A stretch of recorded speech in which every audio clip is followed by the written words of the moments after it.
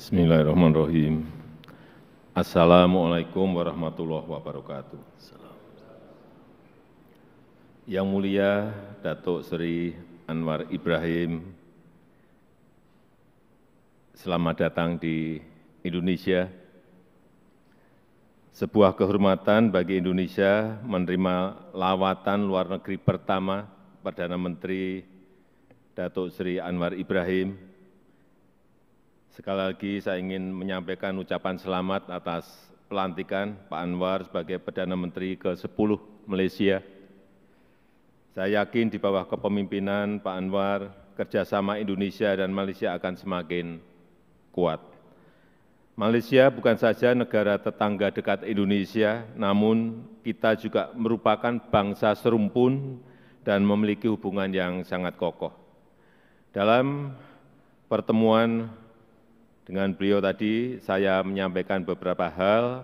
Yang pertama, saya menyambut baik minat para investor Malaysia dalam pembangunan ibu kota negara baru Nusantara. 11 letter of intent telah ditandatangani oleh sektor swasta Malaysia dan diserahkan kepada otoritas IKN yang bergerak di bidang elektronik, kesehatan, pengelolaan limbah, konstruksi, dan properti.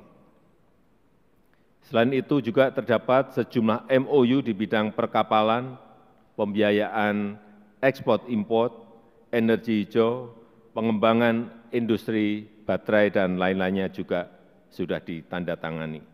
Yang kedua, saya menyambut baik komitmen Perdana Menteri Datuk Seri Anwar Ibrahim dalam memberikan perlindungan bagi pekerja migran Indonesia. Saya sangat berharap one channel system untuk perekrutan dan penempatan pekerja migran Indonesia benar-benar bisa kita jalankan bersama. Dan tadi saya mengulangi permintaan saya mengenai pentingnya pembangunan Community Learning Center di Semenanjung untuk memenuhi hak pendidikan anak-anak pekerja migran Indonesia. Kemudian yang ketiga mengenai perbatasan. Tadi kita telah membicarakan dan bersepakat agar MOU perbatasan darat segmen Sebatik dan segmen Sinapat Sesai dapat ditandatangani tahun ini, dan juga perjanjian laut wilayah di Laut Sulawesi dan di Selat Malaka bagian selatan juga bisa disepakati tahun ini. Yang keempat, saya sangat menghargai, mengapresiasi dukungan Malaysia terhadap perjanjian FIR, Flight Information Region, Indonesia-Singapura. Dengan dukungan ini, proses berikutnya di ICAO akan dapat dilanjutkan. Yang kelima, kita juga tadi bersepakat memperkuat kerjasama melalui Council of Palm Oil Producing Countries, CPOPC, untuk meningkatkan pasar minyak kelapa sawit dan memerangi diskriminasi terhadap kelapa sawit. Kemudian yang keenam, kita juga sepakat untuk terus memperkuat ASEAN. Kita sepakat ASEAN harus dapat memainkan peran sentral dalam menjadikan kawasan Indo-Pasifik yang damai, sejahtera, dan stabil. Dan mengenai Myanmar, Indonesia dan Malaysia memiliki pandangan yang sama tentang pentingnya pelaksanaan 5-point consensus. Kita sepakat mendesak junta militer Myanmar untuk mengimplementasikan 5-point consensus tersebut. Demikian yang bisa saya sampaikan. Selanjutnya saya mengundang Perdana Menteri Datuk Seri Anwar Ibrahim untuk menyampaikan pandangannya. Terima kasih. Next, we would like to invite the Prime Minister of Malaysia, the Honorable Datuk Seri Anwar Ibrahim. Assalamualaikum warahmatullahi wabarakatuh dan salam sejahtera. Merupakan lebih saudara saya, Bapak Presiden Joko Widodo dan rakan-rakan Saya tentunya ingin memulakan untuk menyatakan penghargaan yang setingginya kesudian Bapak mengundang kami ke Indonesia. Ini bukan hubungan diplomatik biasa. Saya agak sentimental sedikit dan Bapak Presiden tahu bahawa Indonesia ini ada tempat yang khusus di hati sanubari saya. Saya belajar, berpengalaman, menimba banyak ilmu dan tadi, ya, walaupun saya sedikit lebih tua dari Pak Jokowi, tetapi pengalaman beliau itu saya sangat hargai. Dalam perbincangan sepintas lalu tentunya saya dapat dua idea yang akan saya perkemaskan untuk dituntaskan di Malaysia, soal hiliran atau dikatakan hilirisasi dan juga soal digital ekonomi. Saya akan manfaatkan pengalaman dan sumbangan beliau dan insya-Allah kita akan dapat bantu memacu pertumbuhan ekonomi di Malaysia dan pastinya juga bersama dengan Indonesia dengan lebih meyakinkan. Terlalu ramai teman-teman di sini yang membantu. Ini juga agak personal sikit, Bapak Presiden.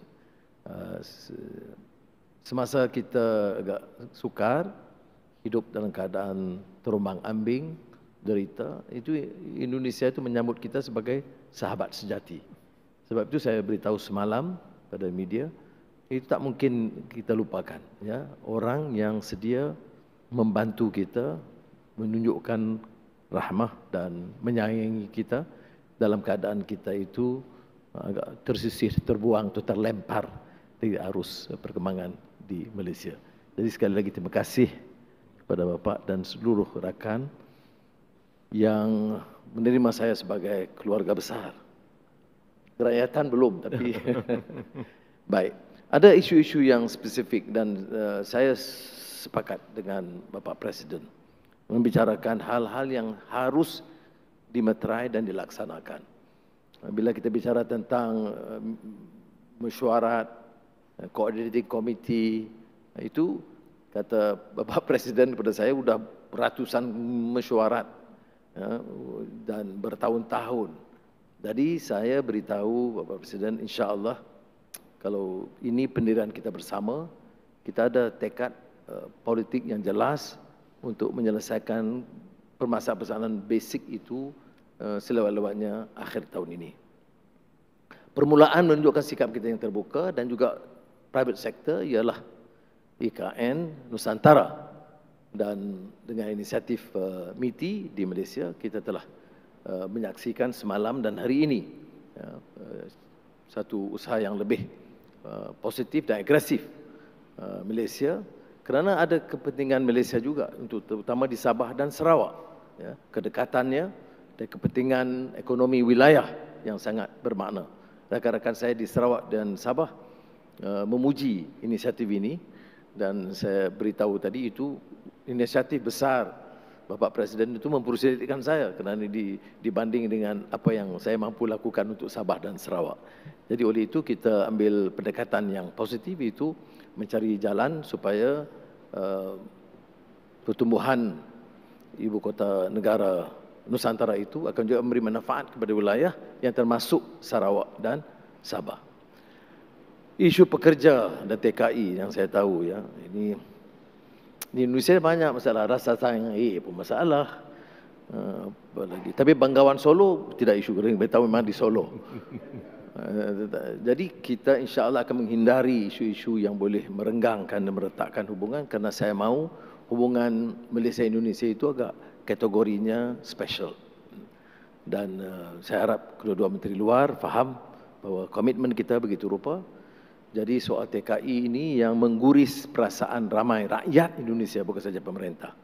Dan saya tahu benar kerana saya berpengalaman di penjara yang sama mendengar pada ketika itu kesan cambukan ke atas mereka dan saya tidak fikir ini satu yang manusiawi. Dan alhamdulillah untuk tahun ini, tahun lalu 2022 soal cambuk itu sudah dihentikan.